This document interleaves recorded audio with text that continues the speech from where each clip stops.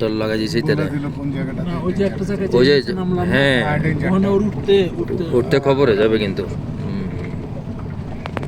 আর এখানে আমরা এরকম পাহাড়ের নিচ ভিতর দিয়ে যাবো সুরঙ্গ দিয়ে, বুঝছেন? তো ও বলতেছে ইংলিশে যে আমরা আগামী 10 মিনিট পাহাড়ের নিচ দিয়ে, নদীর নিচ দিয়ে যাব। তো মনে হয় যে কোনো রকমে ওই সময়টা সামলে নিছে। একটু পরে দেখি যে অন্য একটা ইয়ার থেকে শব্দ শোনা যাচ্ছে চিৎকারের, যে ওর মনে হচ্ছিল যে ওইটা আবার ইংলিশ স্পিকিং ছিল। আরো একটা গাড়ি আসতেছে, ওরা রং সাইড দিয়ে আসতেছে কেন? ওরা আরো একটা গাড়ি আসতেছে, কিন্তু ওই 5-7 মিনিট 8-10 মিনিট ভুল করে না, ওরা মনে হয় অ্যাডভেঞ্চারের জন্য এসছে।